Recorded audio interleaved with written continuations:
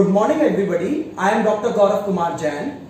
The topic of my today's presentation is integrating gamma scintigraphy to establish evidence-based in vitro in vivo correlation using a case study for extended release dosage form.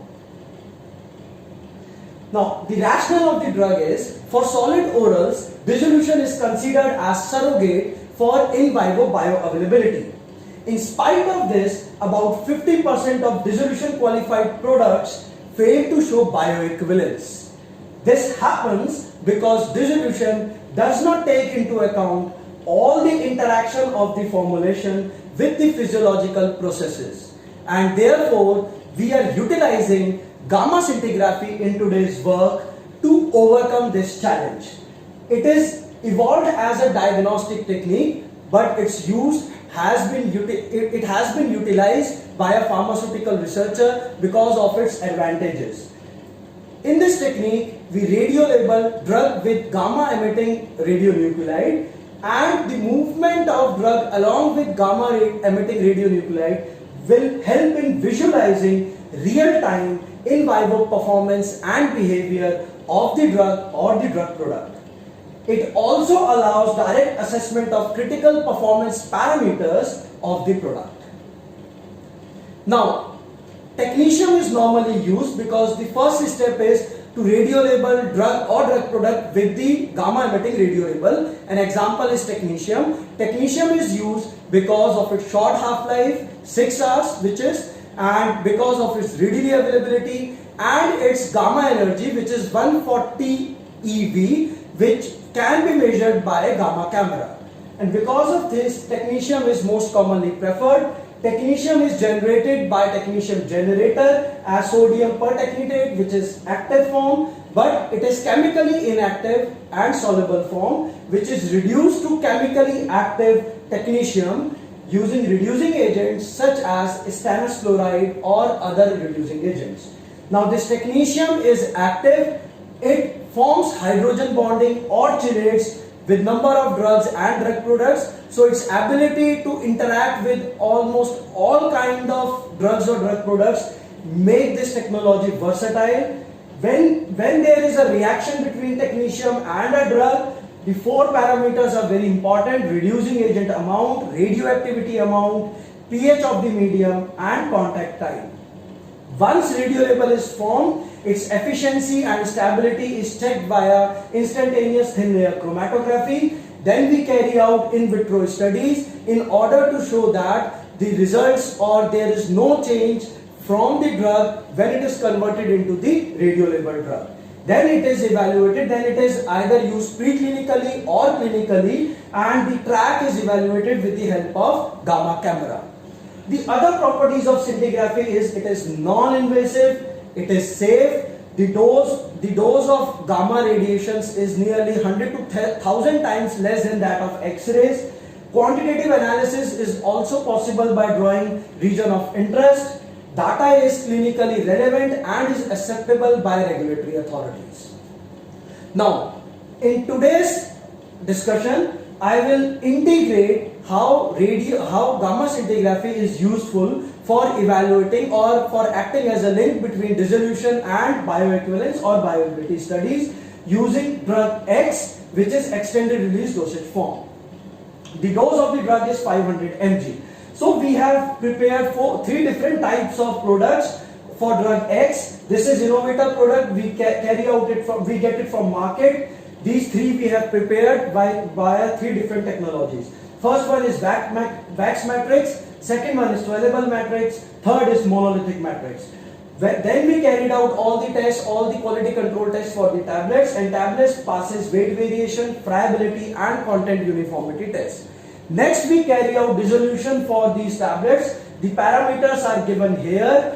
The limits which are prescribed in USP are specified here. For 1 hour, release should be 20 to 40%, then for 3 hours, 45 to 65%, then for 10 hours, not less than 85% of drug release.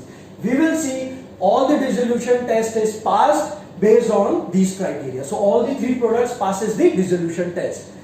Then we carry out in vivo studies. It is open label single dose 4-arm study. These are different groups. these are number of volunteers which have taken, and we have got the EC approval for carrying out such studies.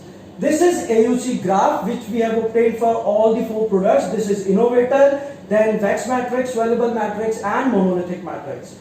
If you will see the data, the AUC of innovator is quite similar to soluble matrix, but for wax matrix and monolithic matrix, bioequivalence, or you can say bioavailability or AUC, is less. Ratio is given here and results are mentioned here. Out of 3, only soluble matrix passes the test. Fine. In spite of all the 3 products qualified dissolution, the bioavailability test fails and products are not bioequivalents as compared to innovator. Only one of them is there. So reason is explored by scintigraphy. So this is the parameters how we optimize a radio label. So this is our results of the optimization of radio labeling procedure. I am not getting into detail because of less time.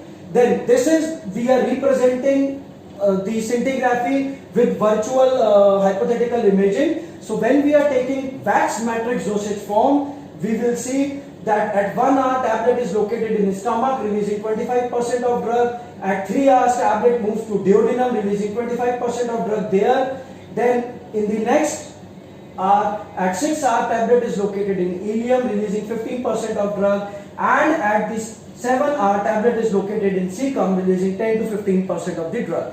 Then why this is failing? This is failing because our drug has a special property of getting absorbed either in duodenum or jejunum or stomach. So the upper part of intestine is the main absorption site. From the lower intestine, that is from the ileum and cecum, there is no drug absorption. So we can see wax matrix, although it is releasing the drug, these percentage are taken from the dissolution study, so we are correlating it. So in spite of releasing the drug in the controlled manner, passing the dissolution test, it fails in the bioequivalence study because only 50% of drug is available for being absorbed. Same with the monolithic matrix, I am just running through, we can see only 52% drug is absorbed at the site from where it is permeated. Now, if we see soluble matrix, then in the soluble matrix, at 1 hour tablet is located in the stomach, releasing 30% of drug. At 3 hours tablet is located in duodenum, releasing 30% of drug. And at 6 hours tablet is located in jejunum, releasing 25% of the drug. So if you see in this, nearly 85% of drug is released at the site from where it is absorbed. Fine. And this is the reason, that's why soluble matrix passes the test. Although it is not the real images, these are the real images of soluble matrix, the gamma images, and we can derive different kind of things. We can draw ROI and generate the results. So these techniques tell us the evidence why it is failing, the reason why it is failing, and so one more scintigraphic image to show how the data comes with the help of marker. We can use these markers also. Now, scintigraphy, as this study clearly demonstrates that scintigraphy acts as link between dissolution and bioavailability. It can reduce the product development time and cost and failure rates. So this is its industrial relevance. Development, it can lead to development of evidence-based medicine with proof of concept. So this is its social relevance. So this technique is industrially valid also, and it can lead to efficient product also. It is a versatile tool applicable to all stages of product development, all types of product, all routes of administration, and integration of scintigraphy with dissolution and pharmacokinetics could be a gold standard for evaluating the oral drug products. Not only oral, so this information we can get anatomical side, drug release mechanism, gastroretentive dosage form, colon targeting, and gastric emptying. In spite of oral, it is used for intranasal, pulmonary, topical, targeted, and the part where dissolution does not work also, there itself we can use this technique to see the drug delivery at the localized area also. Thank you for giving me opportunity to present in Dissolution India. Thank you everyone.